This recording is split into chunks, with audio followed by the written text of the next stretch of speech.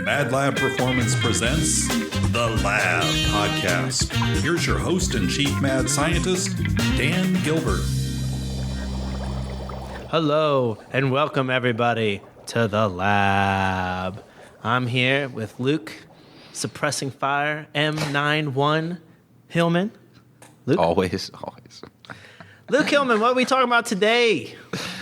This is going to be a nice kind of discussion on some overall health, some, I would say, benchmarks to look for that pretty much every person should be able to, I would say, achieve. Despite, of course, you always have your outliers. Right, but for the most part. So some things where you're like, am I healthy? Because I should be able to do X, Y, and Z as a human being. Yeah. Right? Yep. What do you want to start with?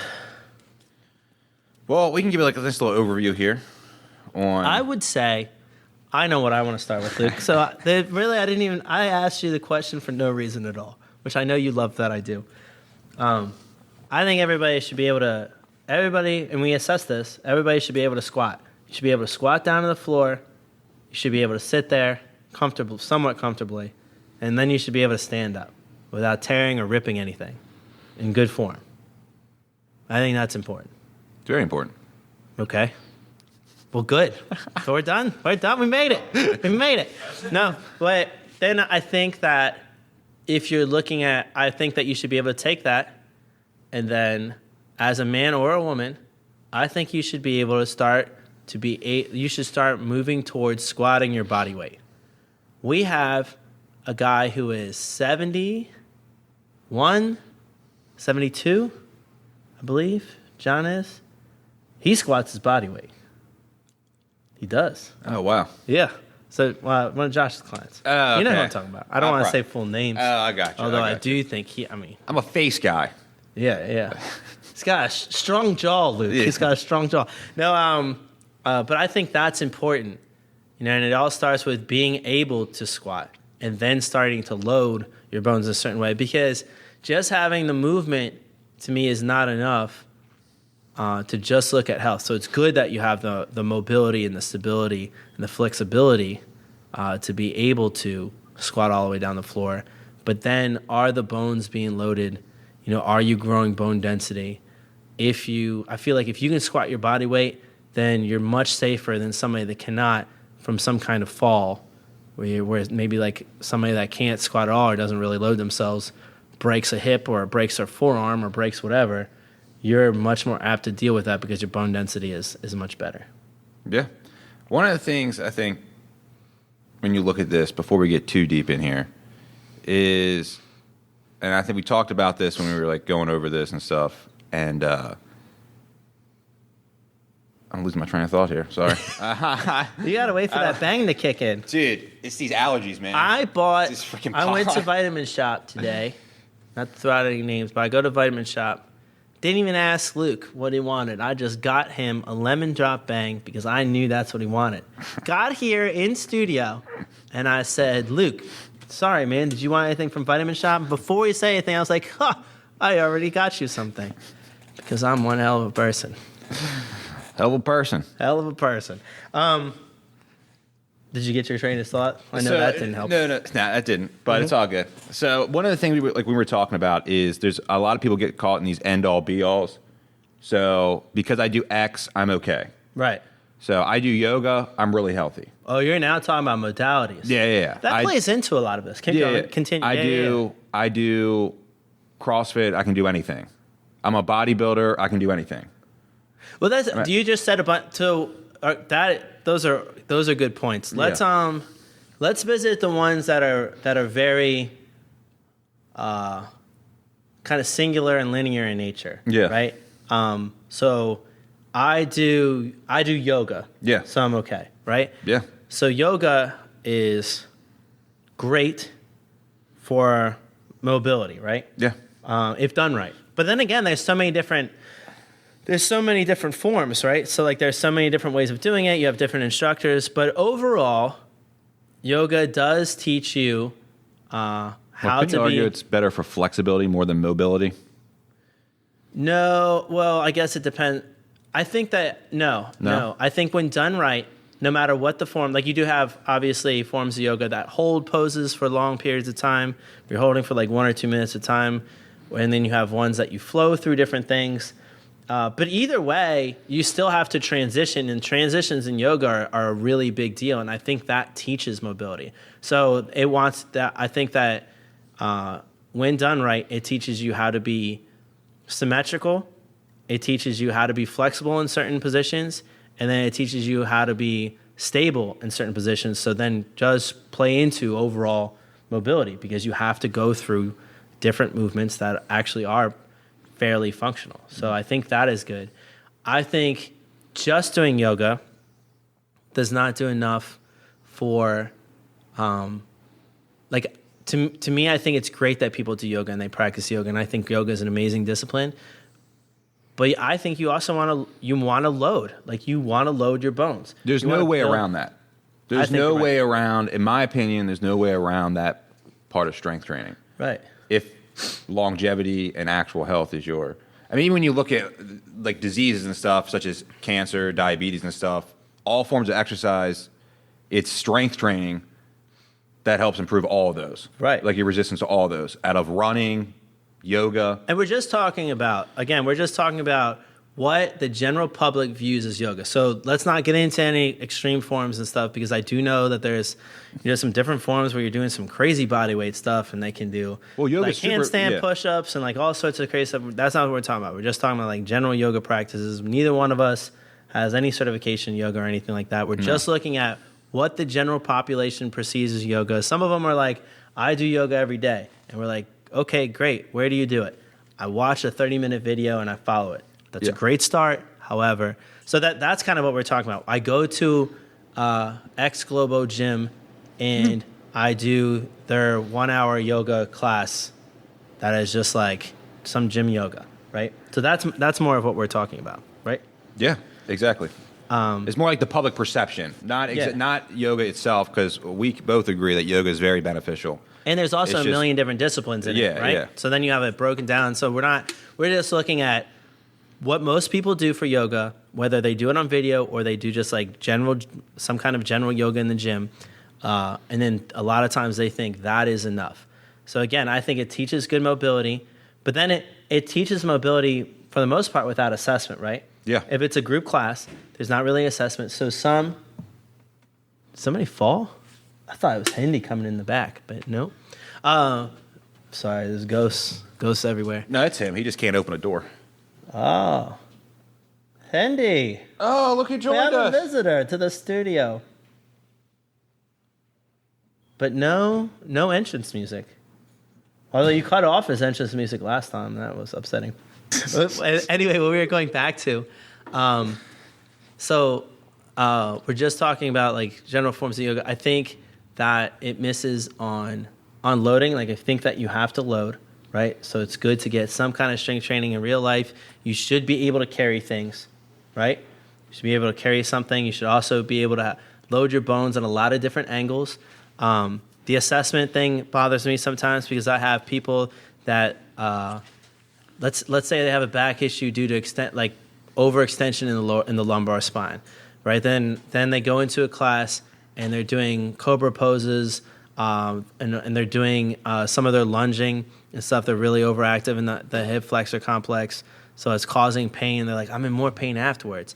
Again, that's not the yoga discipline's fault, but it hasn't taught them, after they're coming from a place of a movement deficit, it's not necessarily going to teach everybody to move better, right? So then I think that's an important thing to look at. I think that loading the bones from different angles is really important in bone density and to offset osteopenia and osteoporosis and stuff like that as well. And then there's a conditioning aspect. Well, that's what I want you to go into. I think you should go into too, is talk about how important strength training is for building up that bone density, and how a lot of people, as we age, bone density obviously decreases. Bones are made up of living cells. Yeah. And so you have to train bones a lot of times like muscle. So the only way that bones are going to get bigger and stronger and thicker is to be loaded, right? And they're to be loaded with good, smart resistance training. And And then you need to not only load them in certain ways, but you have to load them in a variety of ways.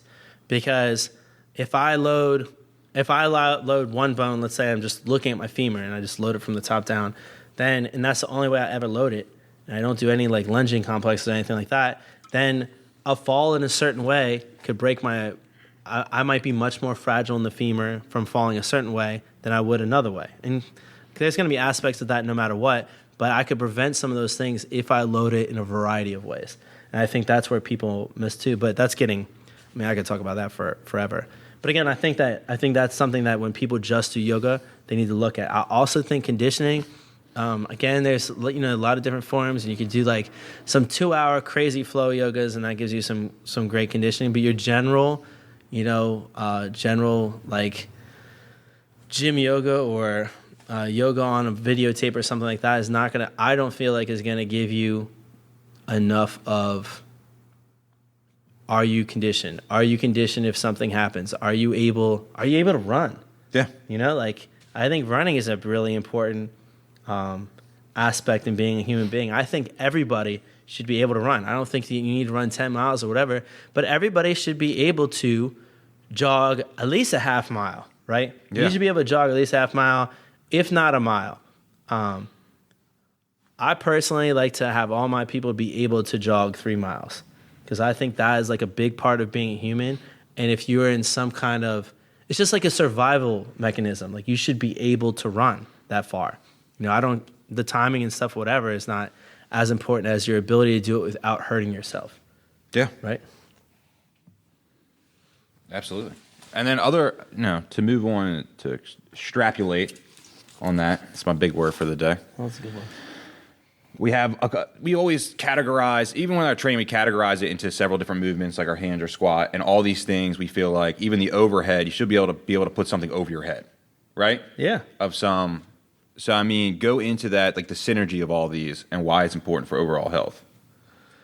Well, I think you want to go over all the movements, or you want to keep going over some modalities. We can go over the modalities, but just keep that in mind. I feel like because all this. Let's touch on these modalities real quick. Let's talk about powerlifting. Right. What's powerlifting's big weakness? 2 big weaknesses. Mobility, right? Okay. So mobility, mostly a flexibility aspect of mobility, right? One, and then what else? What's the other one? I would say conditioning, right? Well, yeah, conditioning. Yeah, conditioning is some kind of cardiovascular. And I do understand, have you ever done, yes, I have done 1 rep maxes that were exhausting. I've done 8 sets of 2 reps, and that's been taxing, and my heart rate goes up to a certain extent. So that's good. But again, I don't think it's a level of conditioning. It's an important skill, and we always have some kind of power and strength movement for the most part in the front of our sessions. However, it's not an end-all be-all, just like we talked about. If you just powerlift, I think you're missing a very important aspect of being a human. And in crazy times like this, I don't know why you wouldn't want to be conditioned. What happens if you get into some kind of altercation? Wouldn't you want to be able to have some kind of wouldn't you want to have some kind of conditioning level to be able to protect against that? Also, wouldn't you want to be able to have a certain function like heart health? Heart disease kills a lot of people. Well, and that's the thing, too. I feel like even when you watch the pros, too, like these pro powerlifters and stuff, strongmen, and stuff like that, these higher level guys, they're doing all that. They're doing mobility work consistently, and they're doing conditioning. You know what I mean? So they kind of encapsulate everything you're talking about. That's why they're professionals. I think you're professionals. I agree. I think that's an important point, because a lot of what we're talking about, we're just talking about people that take a modality and they hug it to their chest and they say, "This is what I do, and I do nothing else." But it's just you should look at that. That should be your That should be your litmus. Right. Should be when you look at them oh, this is what they're doing, and they're doing it for a long period of time too. But that's the thing that happens, exactly what you're talking about. Is they look at these powerlifters and they only look at their powerlifting protocol. They only look at, okay, well, when they deadlift, here's what they do. When they squat, here's what they do. They don't a lot of times look at the warm up. They don't look at like all the mobility and flexibility work that goes into it afterwards. They don't look at the recovery a lot of times. Yeah. They don't look at what are they doing for any kind of conditioning or cardiovascular just to be a healthy human, not necessarily to help them with their power lifts. So they don't look at that stuff. So that's what we're looking at today. Is we're looking at just overall health and why certain things are important. Again, you should be able to be explosive in some movements. You should be able to have a good amount of resistance in certain movements. You should be able to do certain movements for an extended period of time. So you should have a certain conditioning level and be able to increase your heart rate and then be able to recover quickly and then increase again, and those kind of things. You should be able to smoothly move from form to form, from movement to movement, without, it gets harder as you get older if you've had injuries and stuff like that. But for the most part, you can't be getting out of bed and if somebody's like, all right, we'll squat, and you go, hold on, I need to do 30 minutes of mobility work before I even try to bodyweight squat to the floor, right? Yeah. That shouldn't happen. No. Like you should be able to fairly smoothly go into, it's harder when you just first woke up and you're not warmed up, but you should be able to like squat down. You should be able to start jogging without warming up, not at high speed, but I feel like that's an important skill. You should be able to do these things without like some crazy warm up, like basic human things. Can I just walk out the door and just start jogging a little bit? Not sprinting, just jogging just without pulling something right away. Can I squat down to the floor right away without pulling something or feel like my back's going to break in half or something? Yeah. So I think those are important things. Sorry, Luke, continue with your... That covers powerlifting pretty good, right? No, that covers powerlifting pretty. I blacked out. No, and the point is, and it's not. And I think we should, touch on this again. Is this conversation isn't to demonize any of these aspects of fitness. We're looking at being overall healthy. Overall healthy, but like if you want to be in the powerlifting, focus on the mobility. You can do yoga too as well. Yeah, I do. Yeah. Well, I need to get more into yoga again. I love yoga because for me, it shows me, even with all the like mobility and stuff like that I do, and I know we keep saying that, but it really shows me some of the poses, show me issues, some asymmetries that I have, so some differences from side to side, whether it be right to left or front to back or whatever, or like front to back or like anterior, posterior, whatever, that I have going on my body, and I'm like, oh man, this adductor is tighter than this adductor. This is so much harder to be in a lunge this way than this way. Warrior pose is more difficult this way. When I go into this position, if I go into cobra position, maybe this cramps up or whatever. Like that's cool to me, and I think that's a really important thing. But you should, if yoga is your prime, prime modality, and you're very interested in just doing that, and that's what you enjoy the most, make sure that you supplement it with some other things. You don't have to do so much of the other things. If powerlifting is your thing and you want to lift heavy weights, that's awesome. Just make sure you supplement it with some things that to make yourself overall more healthy. Like every now and then, maybe once a week, go for a run. Just to keep that ability, like be able to do that. Now again, it's not going to help your powerlifting, but it's an important skill. It's important to be able to do. So stuff like that. You always have to prioritize your health over performance. So I think sometimes it gets switched around when people prioritize their performance over their health.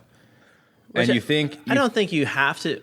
This is very, so that what you bring up is a very tricky thing. I think you need to be. However you want to live your life is up to you. Well, 100%. I'm just talking about the most optimal way to live your life. In the sense of health. You going all self-preservation on me? I'm just saying in terms of health, longevity. And I mean, a lot of people in fitness and stuff, when they do this stuff, they're like, well, how many times do you think, oh, I'm too old to do this because I did it so much when I was younger? Yeah, how many times do you hear? I feel like I hear that every other person I talk to, I hear right, that. But I think you have a couple of things that go into this. Okay. This is like a whole debate in itself. So one, I think if you're going to choose performance over longevity, you need to be aware of what the risks are. Well, yeah. Right? If you're like, I just care about this right now. I just want, for example, like a power lifter that is going to use some kind of like going to look up at the in the beginning, like the more difficult part of the lift is going to use some kind of cervical extension to get the lift up. That will help you lift the weight in In the long term, it's real dangerous, though. And it can be really dangerous even in the short term. If you know the risks, then I guess that's what you want to do. I would never tell somebody to do that. But again, I guess you just need to be aware of what the risks are. If you do CrossFit and you want to be CrossFit champion of the world and you know it's going to beat your body up, you're going to beat your body up for like 2 or 3 years, 4 years, 5 years to do it. As long as you know the risks, that's okay. If you're gonna fight, like do some kind of contact sport, know the risks. Know the risk of concussions. Know the risk of bones breaking and stuff like that. Again, it's just like anything else. If you are aware of it, then that's what's important. There's a risk with everything. True. Everything. But I feel like, even like I said, I'm going to go back and you can say, oh, that's why they're professionals. But even CrossFit, these CrossFit Games people recover very well. A lot of these, and that's why they're able to do it year after year after year. And they also supplement with doing some other stuff. I right? agree. They make sure that they work on their joints in a certain way. Exactly. They work on some of the stuff that they're supposed to work on. For sure. I mean, you look at a lot of your like offensive, defensive linemen in football are doing more yoga practices, which we touched on because they feel like one of the things that they're missing in their day-to-day is some kind of good, really good mobility and flexibility work, which I think is important. So you have people like that are supplementing their professional sport with some other things. That doesn't necessarily mitigate the risk of, some freak accidents and concussions and stuff like that.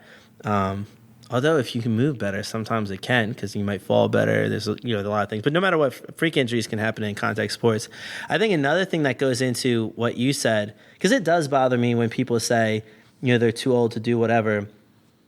But I was a risky individual, maybe still am, I'm not sure.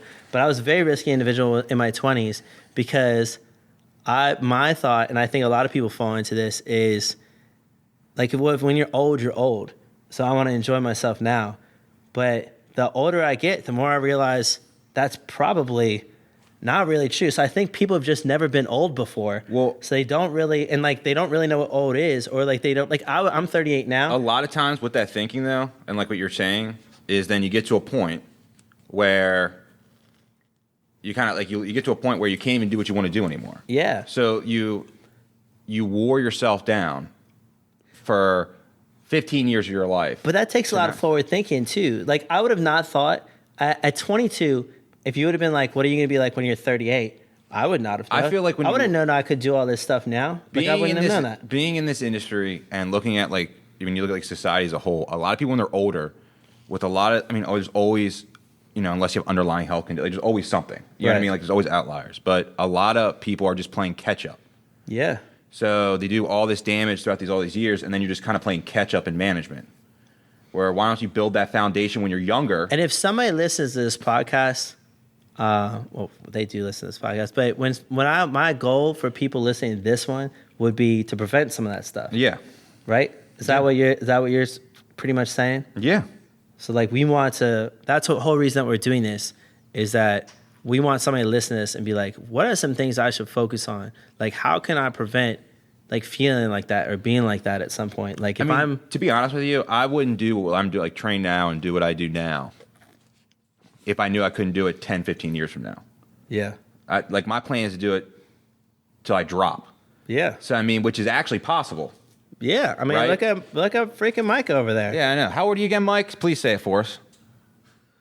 Poor Mike. He always has to say his age. 60. Almost 61. Yeah, 60, almost 61. Does a lot of lifts we all do. Right. You know what I mean? And stuff like that. So, it's just, and I would say that you at some point almost played catch up, right? Because you weren't how active were you as a youth? I wasn't. It wasn't. Yeah. No. Mike, where is your... It's been catch up in... You're this month, Mike, years. Correct? Oh, that's so sweet. Dan remembers. You are this month. No, I've been catching up ever since I started with Dan about 8 years ago. So yeah, no, I didn't do much before that. Yeah. I did have a set of weights that was plastic with concrete in the middle, and I had weights like that a long time ago too. They were my dad's, actually, and those my first weights I lifted with were just like that too. Yep. To what we were saying too is the plastic cracks. Would you agree that 30 years ago, if you started training the way Dan told you to train, do you think you'd be in a better place? Heck yes. Yeah. Yes. So then, I wish I had known Dan back then. Yeah, but yeah. Dan wasn't born. I was born 30 years ago. I would have been 8. I was not a very smart 8-year-old, though. He's a little bastard is what he was. I was. Well, I didn't start becoming... I was such a good kid, honestly, until I was like 6. I remember walking in my first grade classroom, and one of my friends that was in like... He was even in my preschool class, and then we went to the same, I guess it was like some kind of caretaker or something that had like a thing at our house. So, and I remember he had the same shoes as me, so that's how we became friends. But I walked in this first grade classroom, and he was standing up on a desk and just yelling. And I was like, so this is the first grade. And from then on, I was never a good kid in school. But I remember that memory was burned into me, and I was like, anything goes here. I got to be ready. So then I was. And I got in lots of trouble throughout my grade school career, high school, college even. So, but I digress, Luke Hillman. But I think that, so what are some things that we want people to be able to do? We got the squat down. What else do we want them to do? Be able to pick something off the ground without brawling their back out. So the hinge. Yeah, so like some kind of hinge movement, like you should be able to deadlift, right? Yeah. How much weight you want somebody to deadlift? Their body weight. I think body weight's a good. If you're an athlete or something like that, you want to start to look like, probably 2.5 times your body weight. You want to start to get up there. That's starting to get more elite. 3 times, really, really elite. But other than that, I think if you just want to be healthy, if you can pick up your body weight or even half your body weight off the ground pretty easily, you're in a pretty good spot. We can agree, right? Yeah. Yeah. I think if you can you pick up your body weight off the ground, then you can pick up a lighter moving child, because it's always more. I bring up a child because a lot of people have to pick up children, right? That is a very functional skill, and a moving child at 50 pounds is much heavier than lifting a 50-pound weight. Yeah, dude. I did bicep curls with my niece yesterday. Did you? That's awesome. That looked good. Yeah. Oh, did you put it on? I didn't see it. I haven't seen it yet. Much harder though, right? The weight's distributed all weirdly. So I feel like if you can do your body weight off the ground, then pretty much any little kid that you have to pick up, because you're not gonna pick up a kid really close to your body weight for the most part, unless something crazy happens. Man, Jack he's getting towards my limit. He's a solid little boy. For sure. But I think that's an important thing. Also with the hinging, I think that people should be able to jump. I don't care what the vertical is. I don't care how far, like how high you can jump. I don't care how far that you can jump forward, but you should be able to get your body weight off the ground, and then you should be able to decelerate your body weight. Loading and landing is an important part of being a human being. Because we have people. So you're saying you don't care. So even if their vertical was 2 inches. Oh, we'd work on it, but I think that it's an important skill, yeah. Okay. Because if anything happens, that same person, so like let's say I have somebody that's like 60, 70, 80 years old, right? Yeah. If I can get them, and there's obviously safe progressions in this. I don't bring them in and go, all right, we're going to jump today. I don't do that at all, right? There's a lot of things that have to happen depending on how deconditioned the person is or what their injuries were. So there's a lot of things that go into that. But once we get there, if I can get them to that safely, then that same person, if they can like single leg up, jump up and down, so they can even just the 2 inches, right? So let's say their single leg vertical is 2 inches off the ground, and they can land that, and all the angles look nice, and it's easy for them, right? Yeah. That same person, if they go outside and they step off the curb by accident and don't realize they stepped off a curb, or they like step down a step that they didn't realize is there, that could be the difference between them just being like, oh, I didn't know there was a curb there, or I didn't know there was a step there, and them falling and seriously injuring themselves, right? If you step off a step and you miss the step and you fall down the stairs, that could be a broken neck, right? I actually had a friend a couple years ago here, young guy, broke his neck falling down the stairs. But like that could be, I don't know what there could have been whatever. I have no idea how he stepped down or whatever. But like, if an elderly person does that, they're much more apt to get hurt, right?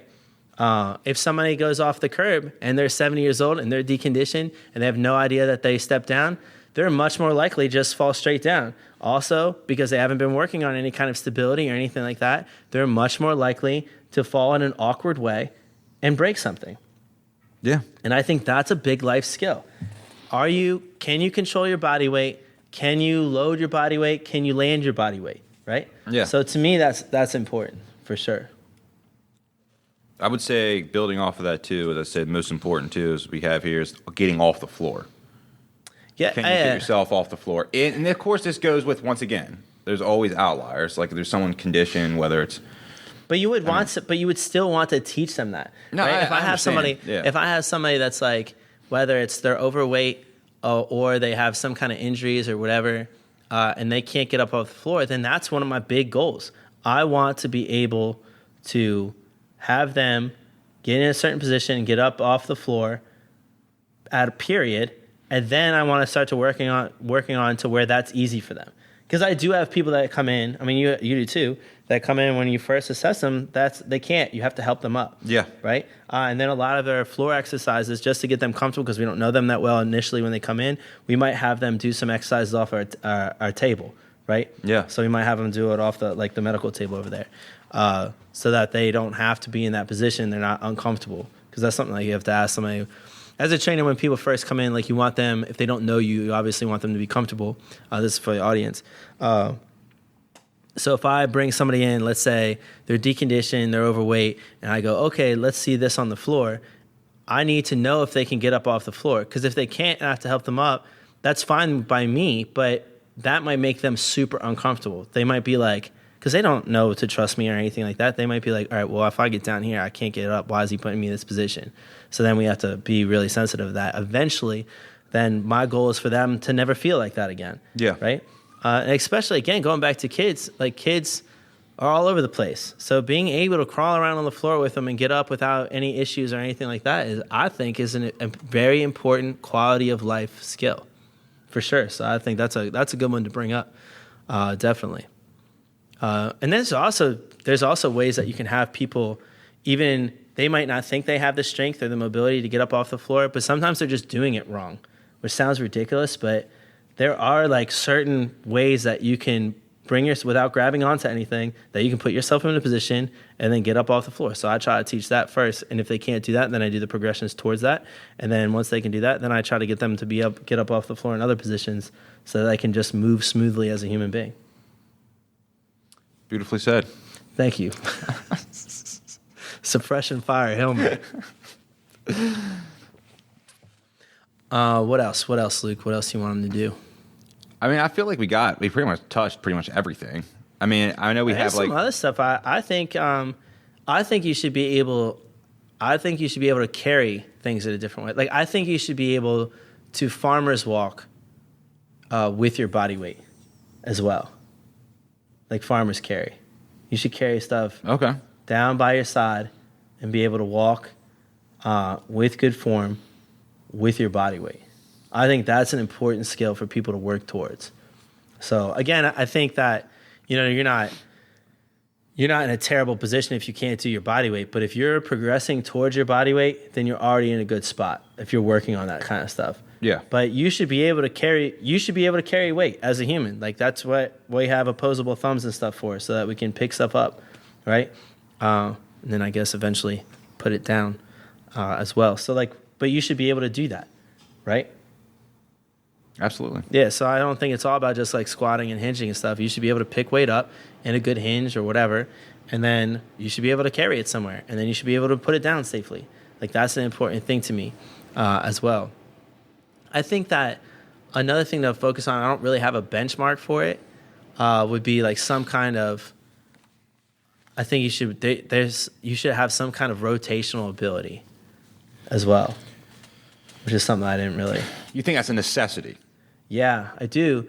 If I'm gonna pick something off of a shelf and then put it to the floor, or I'm gonna put something from the floor onto a shelf. Like think about a lot of people's jobs. Yeah. Like people that are working at like over there at Starbucks right now. Right? They get inventory in. They need to be able to do that. Right? People are over there at Oscars. They need to be able to do that. If they get a truck at Popeyes, they need to be able to do that. So I think that's important. If you get going back to kids, you have to be able to take a little kid and then put them in a crib. That's a rotational skill. What happens if somebody's back goes out trying to put a baby in a crib? You can't put a baby in a crib softly and they're already asleep. Like my son, I had to like walk around with him for like 30 minutes until he fell asleep. And if I jostled him at all, putting him in the crib, then he'd wake back up. And any parent knows when it's hard to put a kid to sleep like that is just like the worst thing that can happen. So imagine you're trying to put your kid in a crib and your back goes out. One, the kid wakes up and is probably super unhappy. And then two, you are in a terrible, terrible position. So you can prevent that by just being a good rotational, I hesitate. I mean, I think everybody should be an athlete, but like a good, be able to be like some kind athletically rotational. Like you should be able to rotate athletically in some way. They don't need them to be able to swing a bat or a golf club or whatever, but they should be able to pick something off the floor and then put it on a shelf without a ton of extension in the lower back. Like they shouldn't be like lower back dominant doing that. They shouldn't have terrible angles in their shin and their torso so that they're loading their knee in a horrible way, right? Yeah. You should be, I think that you should be able to do. I don't know what weight I'd put on it. I feel like somebody should be able to do that with, 20 to 40 pounds, something like that. Maybe, I think that what is the UPS barometer? Like if you were to sign up for the UPS, it's probably like 50 pounds. Yeah, that I don't know. I forgot that Hendy was over there, and I just saw something on the side, and I just saw a shoe, and I thought there was like a creature in here. So I thought that was like something was crawling on the ground. He's just sitting over there with his hot chocolate. Are you really drinking a hot chocolate? No, it's coffee. Oh. I wasn't going to judge you, Hendy, on that. Hendy's our studio audience for today. He is our studio audience. So you just got to cheer every time I say something. Yeah. But I think that's an important thing. I think it's important that people should go towards the progressions. If you can't do a pull-up, you should do the progressions to be able to do a pull-up. If you're a healthy adult and you're not like, I think if you want to consider yourself a healthy adult, you should be able to do a pull-up. Yeah. Well, yeah. Yeah. Yeah. Yeah. I mean, for reps or just like one time? For reps, you should be able to do 3 or 4. There's no reason not to. Here's the reasons not to. One, you have an injury. Yeah. Which should unless you have like some extreme injury, you should already be trying to figure that injury out. Yeah. Right? And take the steps to correct whatever it is. 2, and again, there's some obvious ones, like, if you completely shattered your shoulder or God forbid lost an arm or anything like that, then those are extreme circumstances. But for the most part, if you just had even if you had rotator cuff surgery and somebody says that you can get back to everything else and you can get back to playing sports if you wanted to or anything like that, then you should be able to get back to doing multiple pull-ups, right? Correct, Mike? Correct. Mike can do it. He's had 2 shoulder surgeries, right? And then age, to me, is not a factor. I think that the other thing would be like, all right, well, how am I supposed to do a pull-up if I'm 100 pounds overweight?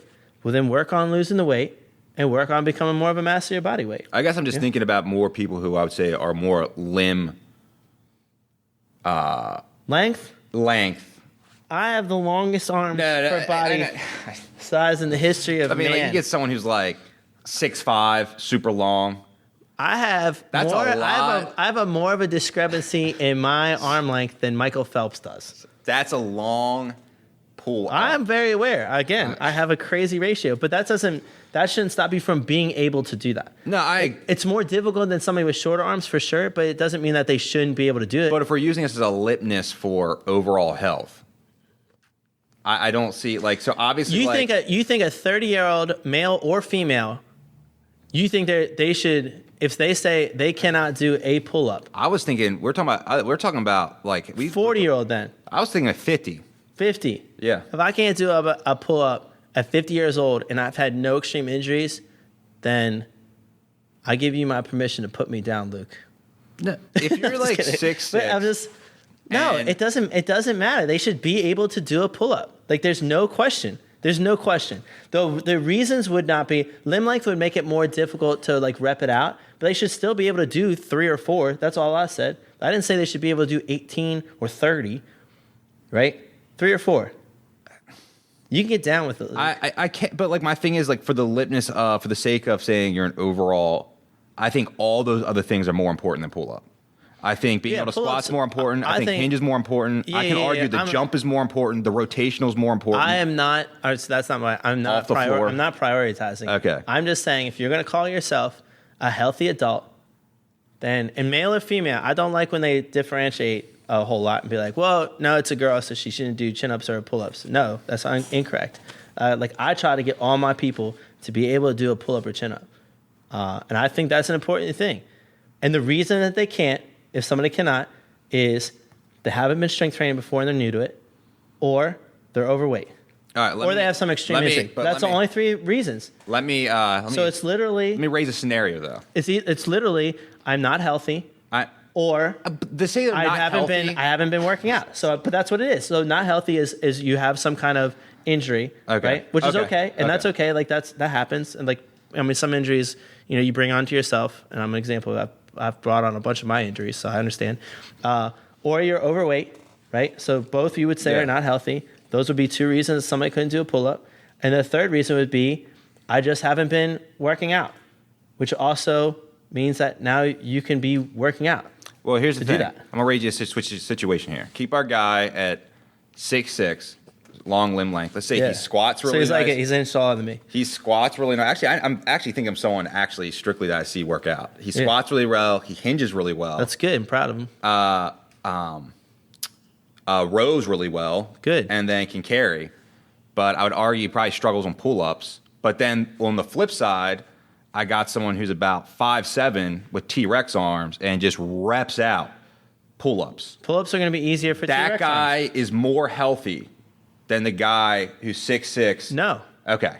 I am not saying that at all. Okay. No, don't. I'm not trying to compare people because I'm a big believer in limb length. Yeah, Before, like I talk about it in all of our lifts all the time. Yeah. I obviously am a poster child for it, for sure. Yeah. I think if you're gonna call yourself a healthy adult and you say I am healthy, like I am really healthy, I'm in good shape, then you should be able to do a couple pull-ups or chin-ups. Okay. That's it. That's all I'm saying. Just like, but at any point you can go up there and just rep it out.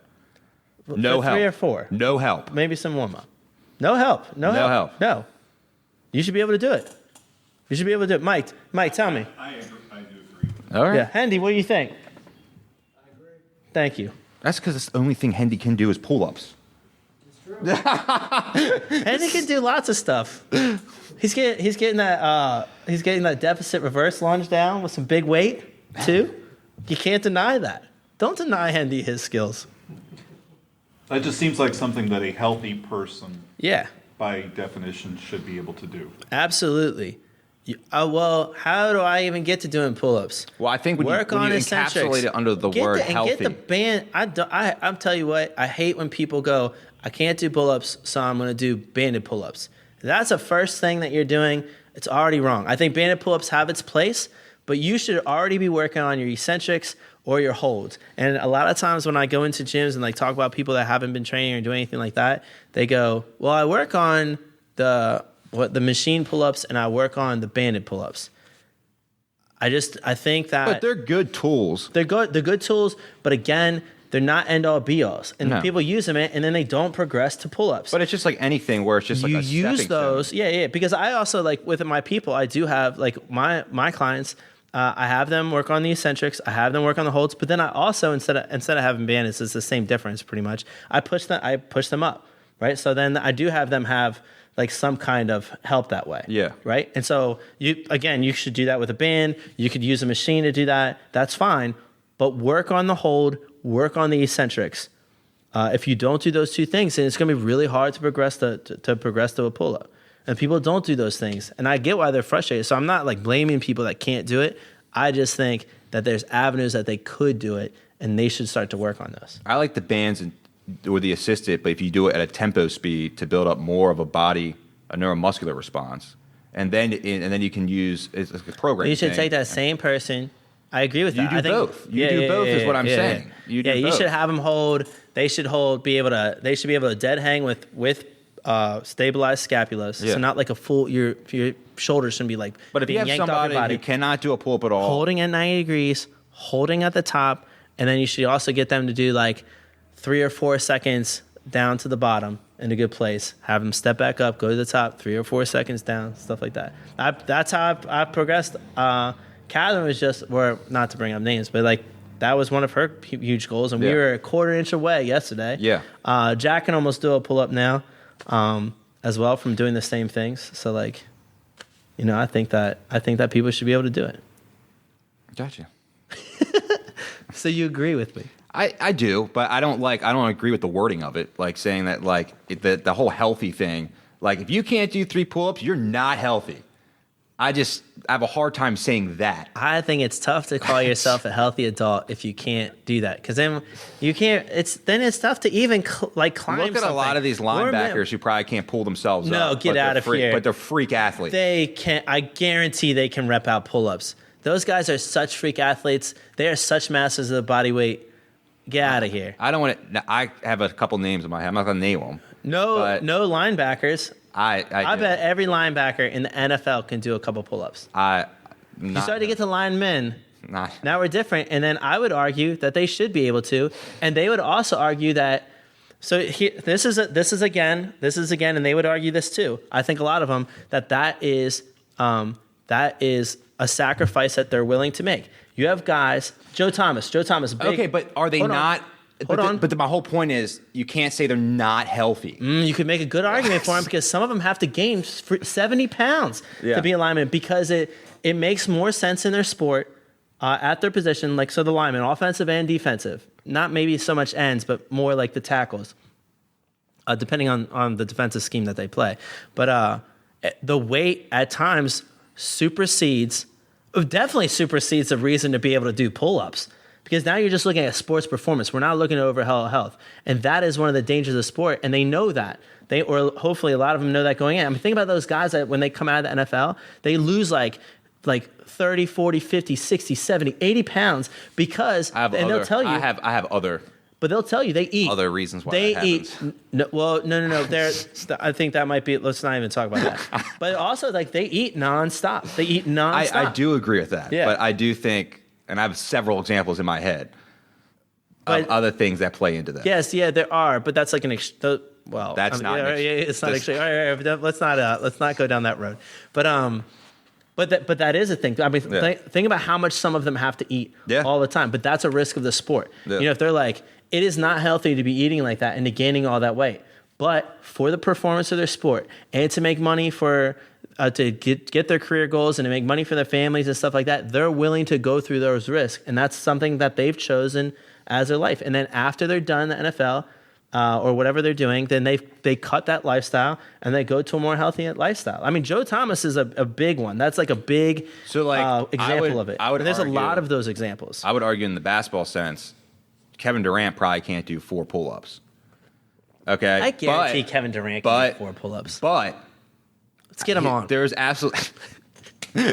absolutely no way he's an unhealthy human. Kevin Durant, I know you're listening to this podcast. I believe in you where Luke does not. Oh, I believe in him in many other ways. I'm just saying. There's no way he can't do 3 or 4 pull-ups. I wouldn't be surprised. Well, I don't believe that's a lot of limb length. That is a lot. That's a lot of limb length. Yeah. And he obviously moves extremely well. Extremely well. Yeah. But that's somebody that you would have argued, like, if you're asking me, even coming personal litmus, I want myself to be able to do at least 4 pull-ups.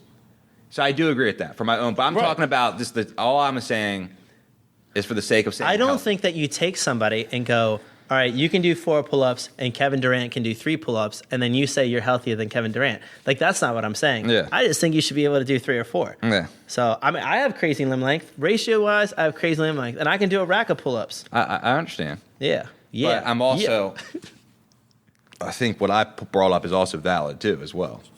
Yeah, it is. I think we were talking about 2 different things. So basically, this is the pull-up podcast. Really. You need to be able to squat. Yeah. You need to be able to hinge. So I'll be able to pick something off the floor, good angles, not destroy your back. You should be able to load, jump, and decelerate your body weight safely. You should be able to run. Like, I just feel like everybody should be able to run. You should be able to go outside and just start jogging with no pain. Foot pain kicks in, that's an issue. Ankle kicks in, that's an issue. You start cramping, that's an issue. Like all of those can be overcome and like broken down into things where you're like, what is wrong? This is something that is wrong. And something is going against your health, and then that should be fixed. But I don't think you should take that as, well, I shouldn't be running at my age. No. Figure out what's going on. My knee. Oh, well, let's figure out what's going on. Otherwise, you're not really that healthy. Like if you can do all these things in the weight room, and I'm like, okay, well, go help that kid over there. Yeah. That's your kid. Go help him. He's in the street right now. Go help him. It's like, and that's Run. like the thing too, is like I had earlier, like in my lifting career, I would say it was all about just getting like big.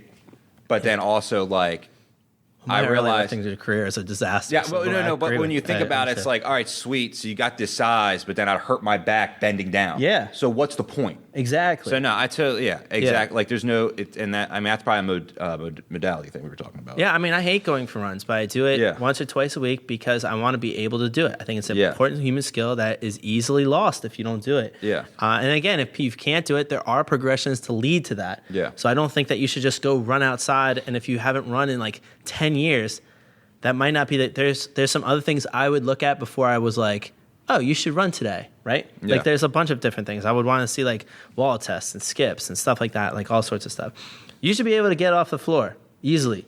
Yeah. Right? You should be able to get off the floor easily. You should be able to do 30 to 50, upwards of 100 pull-ups. Exactly. Otherwise, you're not healthy. I agree. Not healthy. I agree. I'm just kidding. I've been convinced. But you should be able to do 3 or 4 if you're gonna talk about being. Again, you could argue if somebody is healthy or not. I just think that's something that everybody should be able to do. I got you. As well. Is there anything that we miss? Carry. You gotta be able to carry stuff. Yeah. In a good way, you should be able to carry. I think you should work towards carrying your body weight. Right? You should be able to press overhead. How much weight should you be able to press overhead? Was that old? I don't really have a number for that. That's a tough one. That's a tough one. I just feel like as long as you can get, not even that much weight, as long Half as you your can body weight. Yeah. Maybe. I mean, That's a tough one. that's a tough one only because I feel like when it comes to the shoulder, there's so many variables. I think if you're healthy and with good angles, you should be able to do at least a quarter of your body weight. I agree.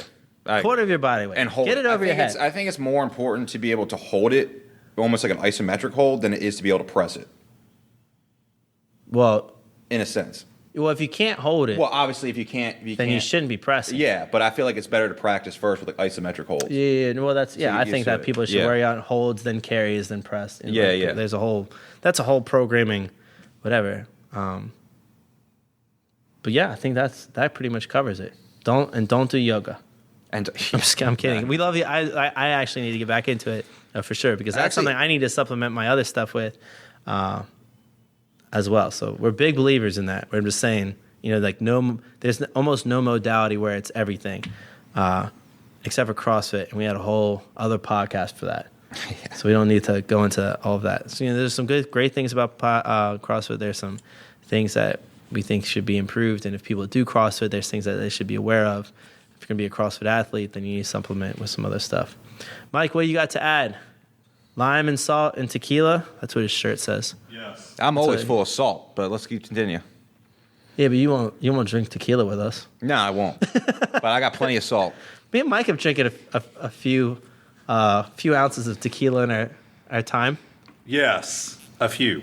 Just a few. Sweet. Let's go get some tequila, Mike. You got anything to add, Luke? Because I know you do. No. Nothing to the topic. I think we all summed it up perfectly. Well, then do your thing, Luke. Yeah, I just want to say follow us on social media, Instagram, Twitter. We're there. Visit us on madlabperformance.com.